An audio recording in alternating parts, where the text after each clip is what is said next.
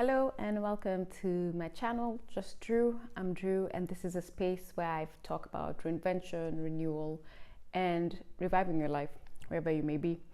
Today, I want to talk about curating your environment. Now, I want to just highlight that when I speak about environment, I don't mean just, your physical environment, because there's also your social environment, your financial environment, and your spiritual environment. All of those factors make for your entire environment. For the first, I just want to highlight that to create the life you want, you have to first create the space you want it to be in. And when I talk about the space, that's when I mean the environment you want it to be in. And the first thing I will speak about is your social environment. Your social environment includes the people you socialize with, the people you spend the most time with, and friends, family, and colleagues all fall into this group. Now, when I speak of curating this environment, you have to think about individuals in these spaces and what they contributed to your life.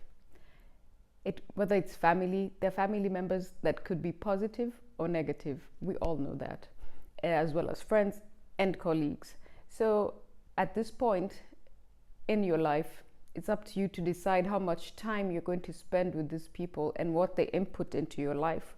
And if they don't input anything positively, limit the interactions that you're going to have with them. Whether you have a good day or a bad day depends on the interactions you have with a variety of people. Now, it seems quite easy to say when you say limit your interactions, but in the reality, there's a lot that goes into that. Of course, you can't limit interaction with negative workmates. You still have to do your job. It requires you keeping things professional, just focusing on only that, and you don't have to interact, on a personal level. Let me say, you just do your job and focus on that and leave. Even with family, you can just be cordial. You do not have to be obligated to spend time socializing with people who don't fill into your life, because I feel all of these pressures from society are what make for a stressful and sometimes difficult life. Curate your social environment, your friendships that are not serving you. You can slowly pull back from them.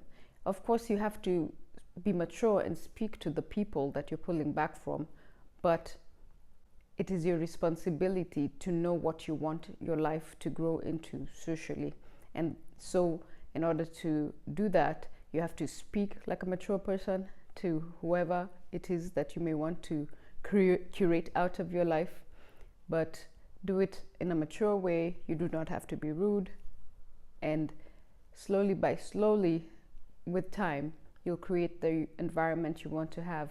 And on the other side, of course, as you're creating the environment and you're culling ties that don't serve you, as you continue, you want to grow and gain new friends, new perspectives, new ways to look at life. You also learn who you want to interact with more, who you want to learn from more, and you start gravitating towards that. And as you slowly gravitate towards that, your circle will slowly build and expand. And it's a give and take basis of how to live your life. So curate a social environment that serves you, because if it doesn't serve you, what is it doing? What's its purpose? And it's important to think about life in that way when you're trying to figure out where you want to go. The next thing I'm going to talk about is your physical environment. And of course, in terms of physical environment, I'm talking about your home, let's say your desk, your workplace. And this varies from person to person. Some people, they thrive working with what others would consider absolute clutter. So it depends on you and how you want to work and how you want to lead your life. If you want to lead your life in a way that is, structured for success, depending on how you are, You can make sure that you tidy up your workplaces, tidy up your home, tidy up your car.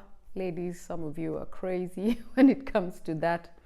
And make sure that it's a space that when you come in, you're feeling happy and secure to work in that space. And of course, I include your car because many people do work in their cars these days while they're driving.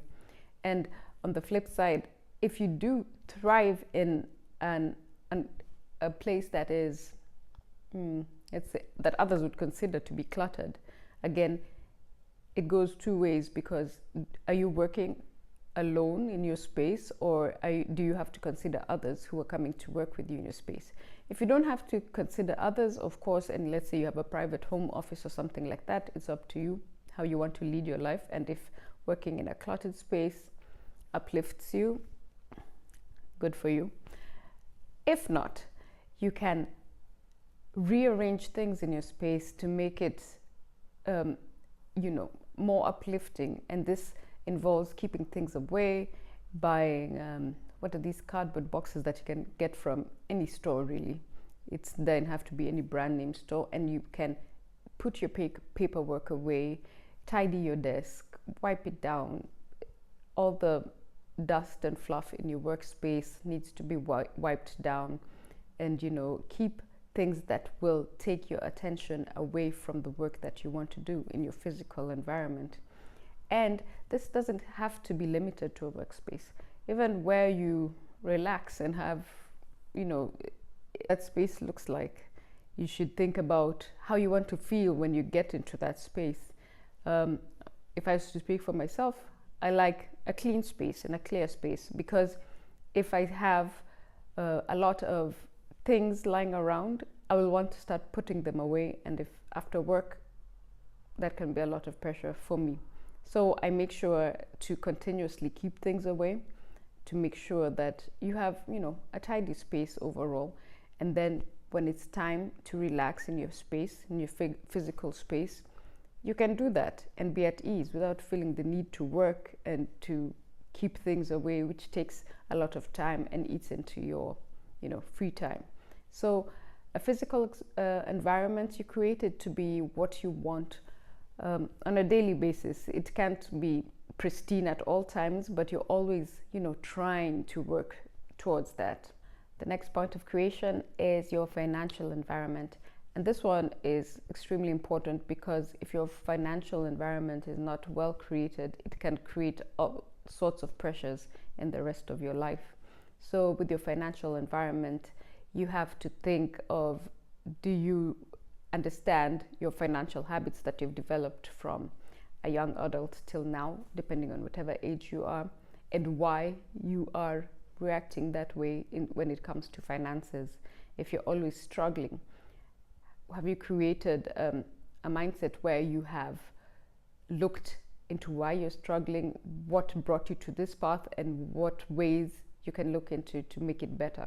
Of course, the state of the world now, we do have many people struggling economically, financially, and there are tools either online, or you can speak to financial experts, coaches, to help you walk through your finances, to help you how you understand fully why you reached a particular point in your life, and how you can walk through your financial life to make it, more successful, to create an environment where you know what you're working towards. And working with coaches, reading books, there is so much information. You just have to look for it, and this is an active job. Nobody's going to do it for you and come and tell you, hey, look at this. It's an active job. You have to do it yourself. You have to want to be better. To be better in your finances and your financial environment, you have to understand where you want to go. And to help you go there, you'll need tools. And that's where the coaches and the books, they come in, videos online. There is so much available. Once you curate your financial environment, you'll be able to have a clearer, mental space. Because I do think people's finances take a lot of mental space, and in turn it spills over to the rest of your lives. If you do like the video, like, subscribe, keep it here for more.